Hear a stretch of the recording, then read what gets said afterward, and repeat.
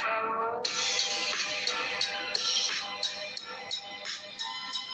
Guys, welcome back to my channel.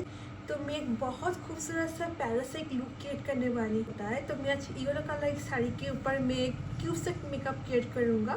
चलिए start करते हैं।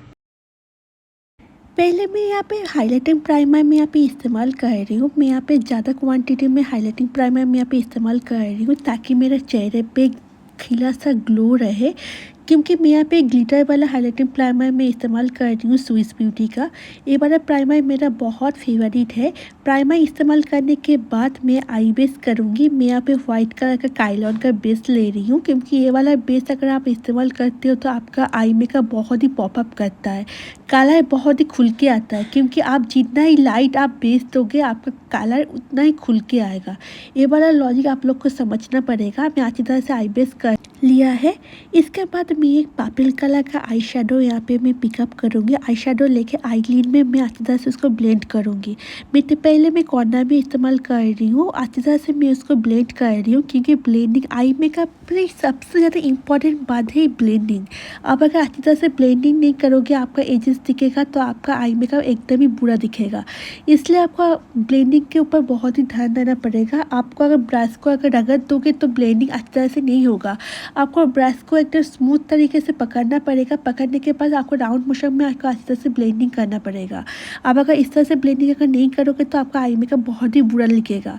जो हमने पर्पल कलर जो इस्तेमाल किया था, पर्पल के ऊपर मैं यहाँ पे पिंक कलर का शेड पे इस्तेमाल कर रही हूँ, क्योंकि दोनों कलर बहुत ही एक साथ जब आता है बहुत ही खूबसूरत लगता है।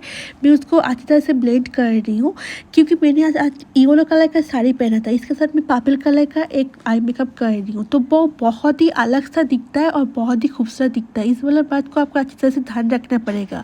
फिर मैं जब ब्लेंडिंग हो गया है मैं यहाँ पे शिमर इस्तेमाल कर रही हूँ।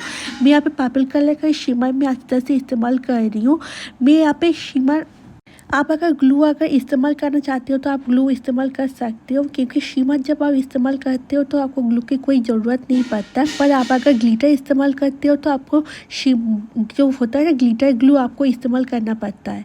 तो आपको इस वाला बात को आपको अच्छी तरह से ध्यान रखना पड़ेगा। आप अगर ग्लिटर इस्तेमाल कर रहे हो तो आप डायरेक्ट ग्लिटर एकदम इस्तेमाल मत करना, आप ग्लिटर ग्लू इस्तेमाल करना, क्योंकि आप अगर डायरेक्ट ग्लिटर अगर इस्तेमाल कर देते हो तो वो फेस में पड़ जाता है और आपका मेकअप पूरा ख़राब हो जाएगा। इस वाला बात को आपको ध्यान रखना पड़ेगा। फिर मैं ग्लिटर इस्तेमाल करने के बाद मैं साइड में थोड़ा सा डार्क कलर इस्तेमाल कर रही हूँ, क्योंकि आप अगर साइड में अगर डार्क कलर का इस्तेमाल करते हो तो आपका आई मेकअप बहुत ही पॉपअप करता है और बहुत ही खूबसूरत लगता है और बहुत ही डार्क, क्योंकि सामने मैंने ग्लिटर इस्तेमाल किया था लाइट, तो उसके बाद डार्क कलर देने से आपका आई मेकअप बहुत ही खूबसूरत हो जाता है। फिर मैं नीचे में आईलिड में भी मैं यहाँ पे पर्पल कलर का आई शेडो मैं यहाँ पे इस्तेमाल कर रही हूँ। करने के बाद मैं अच्छी तरह से उसको ब्लेंड कर लूँगी, क्योंकि ब्लेंडिंग आपको अच्छी तरह से करना पड़ेगा। फिर मैं एक फ्लैपी ब्लश लेके अच्छी तरह से ब्लेंड करूँगी। आप सब लोग देख सकते हो, क्योंकि वहाँ पे मैंने आई शेडो पुट किया। पुट करने के बाद ब्लेंडिंग करना पड़ता है, क्योंकि आप अगर ब्लेंडिंग नहीं करोगे तो बहुत ही बुरा दिखता है।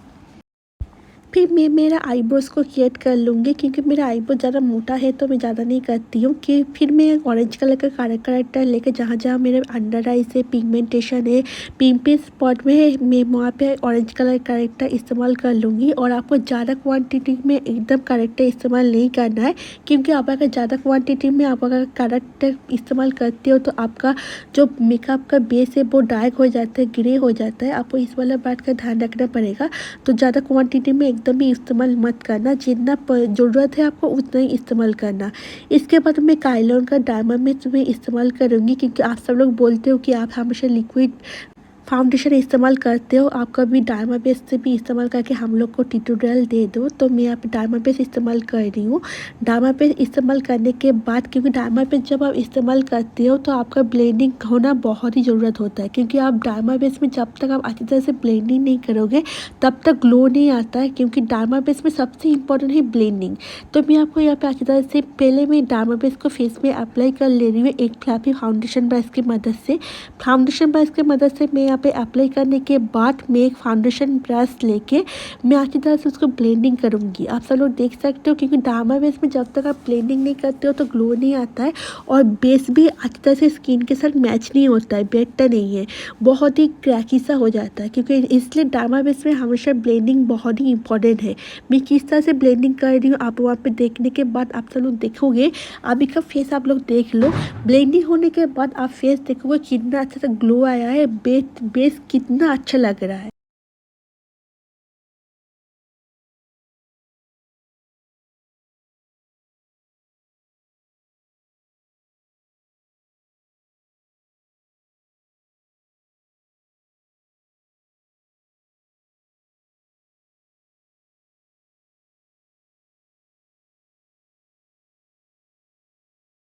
असल देख सकते हो कितना से ग्लो आया है। फिर मैं लाइट कलर का कॉन्सीलर लेके मैं अंडर आइज में, नोज़ में, चीक्स में और लिप्स के पास थोड़ा सा हाईलाइट कर लूँगी, बहुत ही खूबसूरत लगता है। इसके बाद मैं ब्रश की मदद से उसको अच्छी तरह से ब्लेंड कर लूँगी।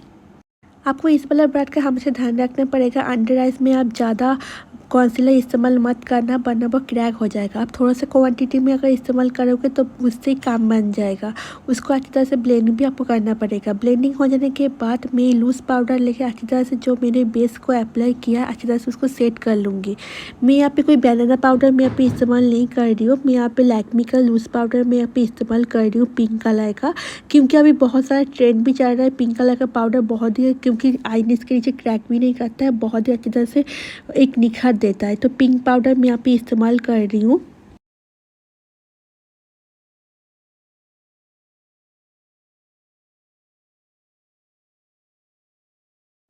अच्छी तरह से ब्लेंडिंग हो जाने के बाद मैं यहाँ पे पिंक कलर का ब्लश मैं यहाँ पे इस्तेमाल कर रही हूँ। मैं यहाँ ज़्यादा ही पिंक कलर का ब्लश इस्तेमाल कर रही हूँ क्योंकि मैं यहाँ पे हेल्दी जैसा एक लुक क्रिएट कर रही हूँ। क्योंकि आप अगर ब्लश ज़्यादा इस्तेमाल नहीं करोगे तो ये वाला लुक के साथ अच्छा नहीं लगेगा। तो मैं यहाँ पे अच्छी ज़्यादा क्वान्टिटी में एक पिंक कलर का ब्लश मैं यहाँ पे इस्तेमाल कर लिया है। फिर मैं हाईलाइटर इस्तेमाल कर रही हूँ एक सिल्वर कलर का, क्योंकि मैं यहाँ पे कोई गोल्डन कलर का इस्तेमाल नहीं कर रही हूँ क्योंकि सिल्वर कलर पापिल के साथ बहुत ही अच्छा लगता है। क्योंकि आपको कलर वाइज सबको समझना पड़ेगा क्योंकि कौन सा कलर के साथ कौन सा कलर का करोगे ना, कौन सा कलर खुलेगा। ये वाला बात आपको कॉन्सेप्ट आपको अच्छी तरह से समझना पड़ेगा। आप लोग अगर चाहते हो मैं वाला कॉन्सेप्ट को लेके एक थ्योरी दूँ तो आप मुझे कमेंट कर देना, तो मैं अच्छी तरह से थ्योरी दूँगी। तो मैं फॉरहेड में, लिप्स के पास, नोज़ में मैं अच्छी तरह से कॉन्टूर में यानी हाईलाइटर मैंने यहाँ पे इस्तेमाल कर लिया। फिर मैं मास्कारा इस्तेमाल कर लिया है ज़्यादा क्वान्टिटी में, क्योंकि आज मैं कोई लैश इस्तेमाल नहीं करूँगी। फिर इसके साथ मैं पिंक कलर का लिप शेड मैं यहाँ पे इस्तेमाल कर रही हूँ। इस बार लुक के साथ पिंक कलर का लिप शेड बहुत ही प्यारा लगेगा और बहुत ही खूबसूरत लगेगा। तो गाइस मेरा फाइनल लुक एकदम ही रेडी है। आप सबको मेरा फाइनल लुक कैसे लगा है प्लीज़ कमेंट करना, और ये वाला लुक आप सबको कैसा लगा है प्लीज़ कमेंट कर देना, और आपको नेक्स्ट लुक कौन से वीडियो के ऊपर चाहिए बोल देना। बाय बाय गाइस, मिलते हैं नेक्स्ट वीडियो में। Like, subscribe and press the bell icon.